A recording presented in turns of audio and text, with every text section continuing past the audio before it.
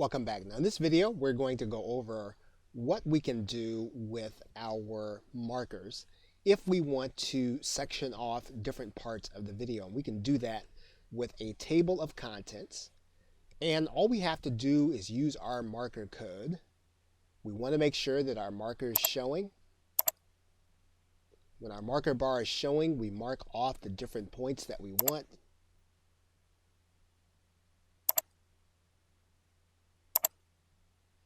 Now, obviously, we're doing this arbitrarily. You would obviously do this according to your content. They would rename each marker.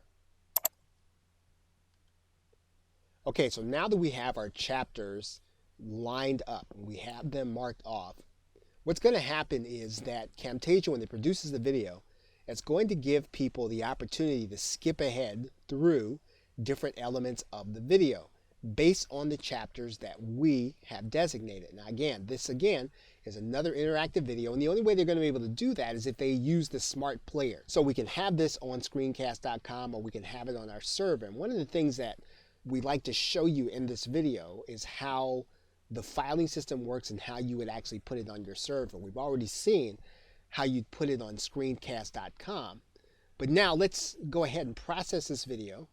We can walk through the table of contents process, and then we can actually see how the file structure will be. So what we're going to do is we're going to go and we're going to now create a local file. And now that we have the custom production settings, we can go forward. We're going to choose the smart player. And then we're going to customize our actual player. Now, to skip ahead, we're just going to work with the table of contents. We want to make sure it's ready and that it's searchable. Then we're going to click Next. Now, we're going to have one more screen after this, and we're going to click Next. And we're actually going to now be able to dictate what our table of contents is going to be like. We can fix it to the right or fix it to the left. We can have text with thumbnail. We can number marker the entries. So we've got some flexibility over what our table of contents is actually going to look like. So now what we're going to do is we're going to click Next.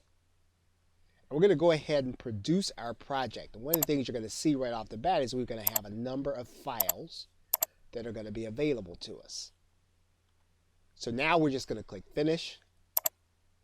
And then we're going to let the project start its rendering. Now the video is complete, and you can see that we have our table of contents. It's clickable.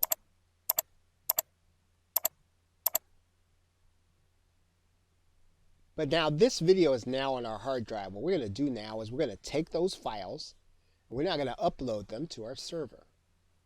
So we're going to come back here and open our production folder. Here are all the files, and so now what we're going to do is we're going to upload them to a site. And so now the same file can be served from our server and can be represented here on our site. So the same smart player is there, the same level of interactivity is there. It's now on our site and not on screencast.com. Okay, so with that, thanks, and I will see you in another video.